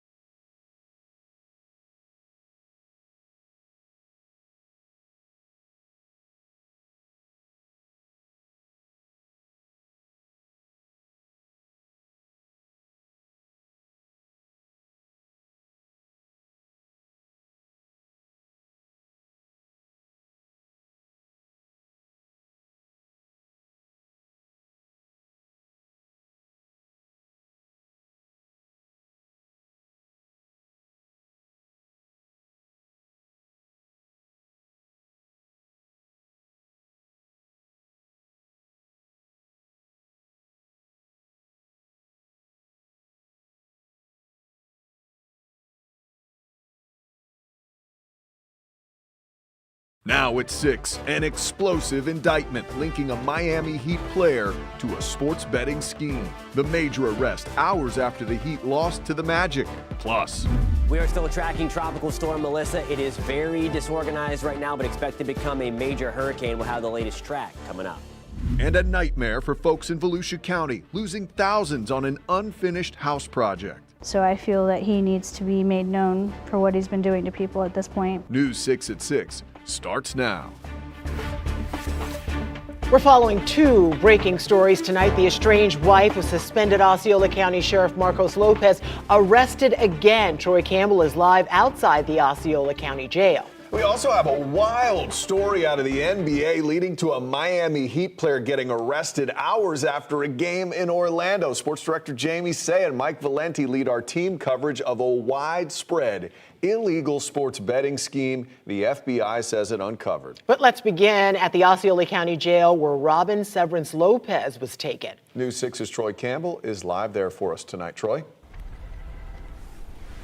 Yeah, we just got it confirmed from the Osceola County Jail that Robin Severance Lopez is being booked. Now, we are told that she was taken here from an out-of-county warrant, and the warrant is for false information with her application for bail. Now, what we know so far this afternoon is Osceola County Sheriff's Office. They showed up at the home of 50-year-old Robin Severance Lopez, the estranged wife of suspended Osceola County Sheriff Marcos Lopez. Now, our cameras were there when she was taken into custody. Osceola County says it was conducting that warrant for the Lake County Sheriff's Office.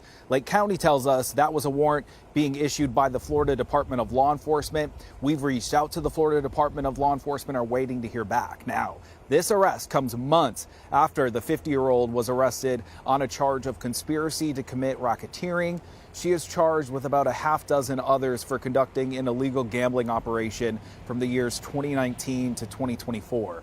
Now, it's alleged then Osceola County Sheriff Marcos Lopez used his authority to help shield that gambling facility from law enforcement. Before she was released on bond last time, she was required to prove that those funds came from legitimate sources. So we've also been speaking with Robin Severance Lopez's attorney. She says she's still figuring out more information about the arrest. The jail also tells me that Severance Lopez will be held here without bond. Live in Osceola County, Troy Campbell, News 6. Troy, thank you. And also tonight, the wild story of the NBA as a current player and a Hall of Famer were arrested today as part of two different illegal gambling schemes. Miami Heat forward Terry Rozier was arrested in Orlando just hours after the first game of the season against the Magic. Your Orlando community correspondent Mike Valenti is outside the federal courthouse with more on this. Mike. Yeah, Matt, Terry Rozier put up his $6 million Florida property as bond to get out of federal custody. That was just an hour after he walked into a federal courtroom wearing a Charlotte Hornets hoodie. That is the team prosecutors say Rozier was playing for in 2023 when they claim he told a co-defendant he was going to fake an injury in a March 23rd game of that year, prompting co-defendants and co-conspirators to place bets on Rozier underperforming relative to odds makers' betting lines. Rozier did end up leaving that game in question after playing just 9 minutes. That was well below his season average at the time. And the indictment alleges that a week later, Rozier and his co-defendant, De Niro Laster, counted the money that was their cut of the betting scheme. Now, Rozier's attorney, Jim Trusty, says Rozier is not a gambler and that he did have a medical follow-up after that March 23rd game when he took himself out. In addition to the property as collateral, Rozier is ordered not to gamble, to give up his guns, which he's in the process of doing, and surrender his passport. Rozier is next slated to appear in court in Brooklyn in the Eastern District of New York. That's in December. Here's more from attorney Jim Trusty before and after today's hearing. How's Mr. Rozier doing? He's stoic. He's a good client, guy of high character, and he shouldn't be in this mess at all. Can you tell us anything about the March 23rd game in 2023? Not right now. I got to go to court. And he never told Mr. Laster that he was going to remove himself early from that game? I'm not going to get into the tribal components of this, the parts that we're going to have to fight about someday. I'm just telling you, this is not Jontay Porter. Jontay Porter, that name probably sounds familiar to you if you're a basketball fan because he was a former NBA player that was banned for life last year for allegedly fraudulently betting on games in which he appeared. He ended up pleading guilty to a wire fraud charge.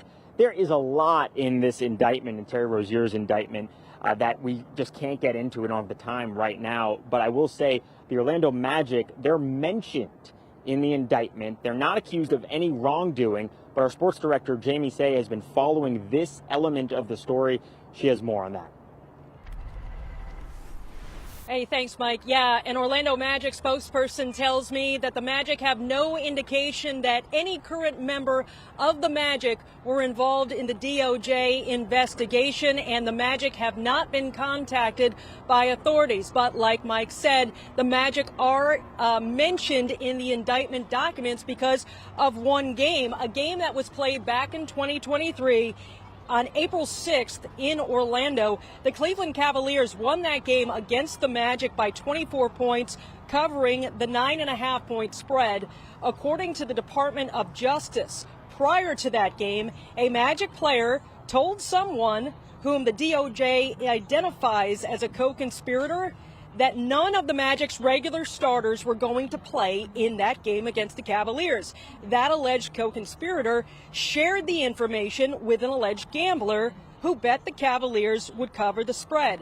The alleged gambler would have had more favorable odds because the Magic's player availability report had not been made public yet. The DOJ's indictment does not identify that Magic player from the 2022-2023 team, and did not say he did anything legally wrong. The Magic say, again, they're aware of the allegations and, quote, "We have no indication that any current Magic players were involved, and we have not been contacted by the authorities.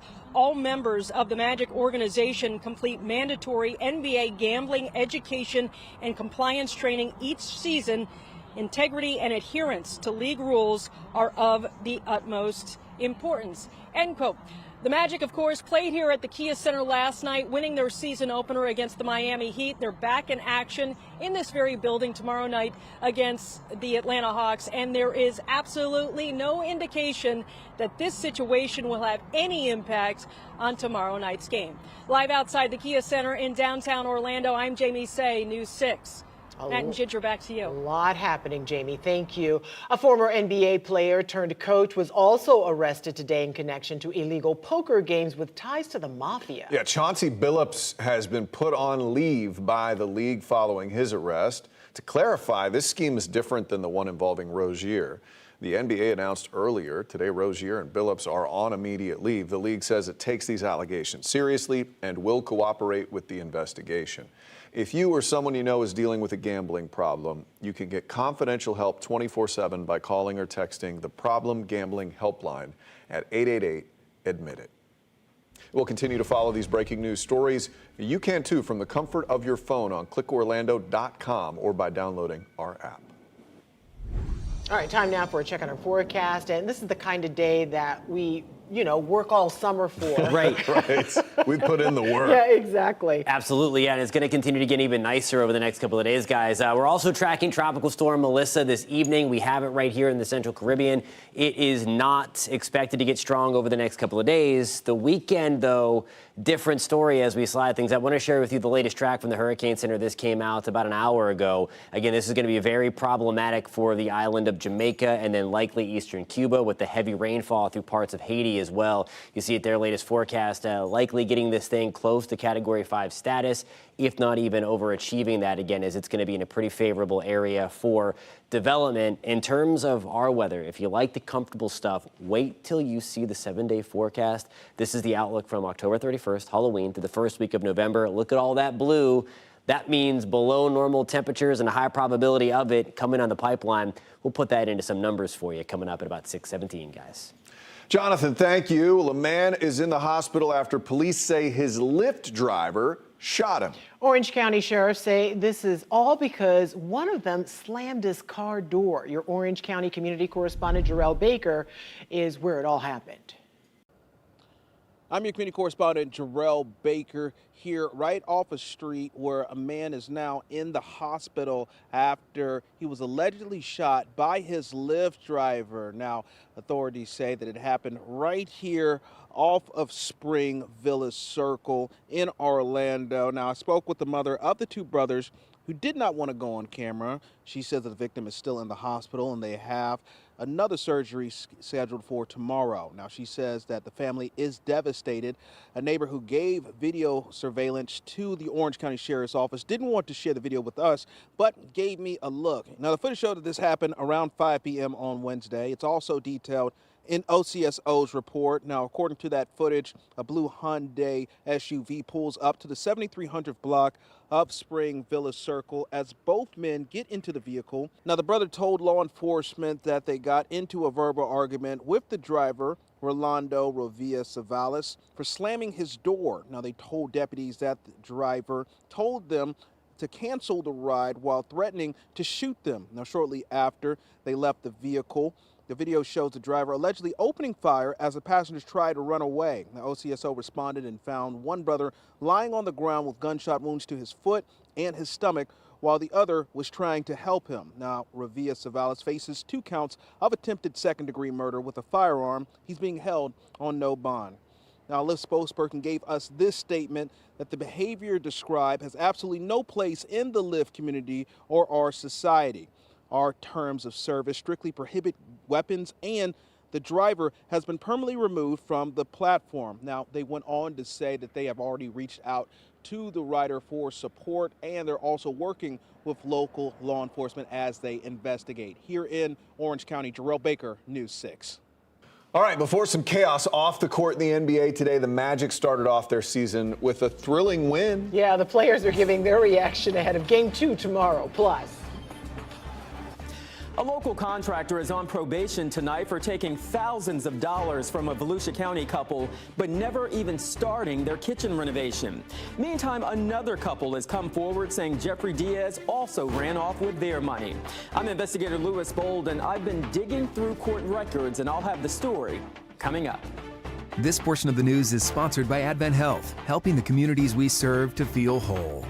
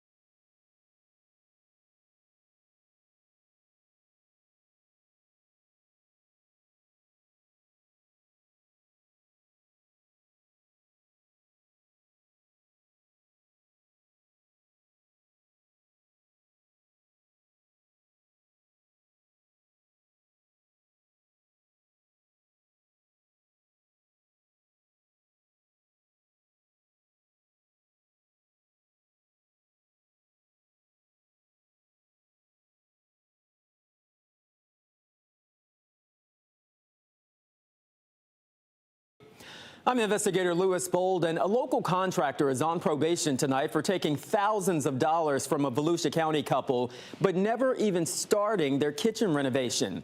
Meantime, another couple has come forward saying Jeffrey Diaz also ran off with their money. This is the front door. This is a bedroom. You can kind of see the plumbing. When Alicia Silvestri walks through her still unfinished home, There was a fireplace here originally. she thinks about what could have been and should have been completed by now. What has this process been like for you? It has been a complete nightmare to our family. She says the nightmare started when they hired Triple D Paint Home Improvement in December of 2021. It has depleted us of money. It has put us in financial strain. The company was owned by 40-year-old Jeffrey Diaz, who is now on 3 years felony probation for contract permit fraud. 10 months after starting the Silvestris project, he was arrested for taking $12,000 from another couple and never even starting their kitchen renovation, according to court records. I'm glad that he's finally in some sort of trouble, finally. Silvestri and her husband say they hired Diaz to renovate their home in December of 21. The estimate was $229,000. Over the following months, they say they paid him more than $150,000. He started the job, but never finished. How does it make you feel? Frustrated, angry. We feel very cheated. News 6 got a tip that Diaz is still working in the area. We pulled up on the job site that appeared to be having work done, but got no answer. We also went to his home. Hello? At first, it was almost like we were kind of happy for him to be working because it meant that he would have a chance of paying us back. The Silvestris sued Diaz, went to mediation, and got a judgment against him and his company for $140,000. He was to pay $1,500 a month. The couple says he paid back about $12,000 and stopped paying. The Silvestris want others to beware. So I feel that he needs to be made known for what he's been doing to people at this point. In Ormond Beach, Louis Bolden, News 6. All right, how much did you enjoy today? It was so nice. Meteorologist Jonathan Kegas, thank you. A lot of input. Yeah, well, if you thought today was so nice, if you like it a little bit cooler than this and more refreshing, wait till you see the end of the 7-day forecast. It is very comfortable out there right now. Sanford, good evening. We are at 75 degrees. We're at 72 in DeLand. Mount Dora, we're back to the upper 70s. Leesburg, good evening. We are at 77. You can track the forecast as always by downloading the free News 6 weather app. We update it multiple times a day so that you have the most up-to-date information. Big chunk of high pressure in play across the southeast corner of the United States. That clockwise airflow around high pressure is pushing that drier air just to our north, right on down the Florida Peninsula. That's where we got the comfort from again today, and that's where we're going to get it again tomorrow. I think we wake up a few notches cooler even tomorrow than where we woke up to this morning. We're at 53 in Ocala, 62 in Sanford. Oviedo, we're going to start things off in the low 60s as well. Back to the low 70s along the Space Coast. Holopot, we'll start things off at 64. Now here's a look at tomorrow afternoon. Sponsored by Strata Air Conditioning and Heating. AC emergency? You ought to call Strata. Rain chances at 0%, just a few passing high clouds. I think we'll increase those a little bit. Those will just help to filter out the sunshine from time to time. Leesburg, we're at 84, 80 New Smyrna Beach, Titusville, Mims, good evening. We're back to the lower 80s tomorrow, and I think there's much more comfortable air where this came from as well. So here's kind of the setup as we're going to fast forward into the long range as we approach Halloween weekend. This is going to be Tuesday, October 28th, I should say. Cold front right around Atlanta. At that point, there is still what is likely going to be major Hurricane Melissa. This has everything to do with why Melissa is not coming to Florida either. You see, again, some big-time impacts coming to the Caribbean. That's Wednesday, October 29th. You see the cooler colors spilling down from the north. And again, that front is going to send Melissa packing, and there's all the blue. That's going to be Thursday, October 30th. That's when some of that cooler air really settles in. I think it sticks around for Halloween and then really the first couple of days of November. To give you kind of a preview here, looking out to Halloween, I think the morning starts out in the 50s for most of us. By the afternoon, we're in the 70s. And then by trick-or-treat time, we're going to be in the 60s. So we'll fine-tune, of course, those numbers as we get to the 7-day forecast and get a little closer to Halloween. But it looks like it is going to be one of the cooler ones that we have felt in quite some time. So I don't think you're going to have to really shed the costume out there to stay cool. Latest on Melissa, again, the storm itself still just kind of meandering into the Caribbean. It's not really organized very well. It is a weak storm at this point, 45 miles an hour. The wind shear continues to take its toll as expected, and it's going to stay weak for the next couple of days. By the second half of the weekend, though, it's unfortunately going to take off as the wind shear backs off, and the latest guidance continues to show around Jamaica, and then there's that northeast tug, courtesy of that cooler air blasting in around Halloween. 84 degrees on Friday, back to the middle 80s again on Saturday into Sunday. Rain chances pretty low over the next couple of days as well. There is that cooler air, some numbers, mid-70s, guys, by Thursday. Jonathan, thank you. As a federal gambling investigation rocks the NBA, the show goes on for the current Orlando Magic. They start the season off strong. Let's rejoin sports director Jamie Say outside the Kia Center. Yeah, guys, this place was electric last night as the Magic made their season debut against the Miami Heat. The Magic toughed out a back-and-forth battle and now are focused on the rest of the long journey that's ahead. Coming up, we hear from the team, including the newcomer that fits right in.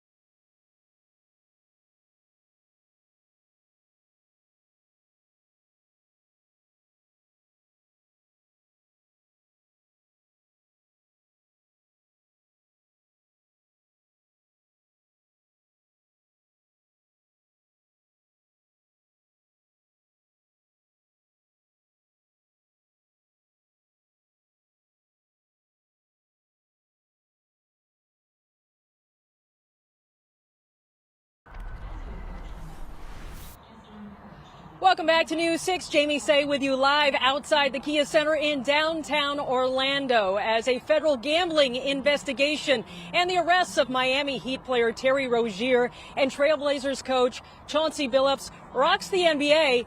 The show must go on in the league on the court. And tomorrow night, the Orlando Magic return to action right there inside the Kia Center. They're going to be hosting the Atlanta Hawks at 7 o'clock tomorrow night in Game 2 of their new season.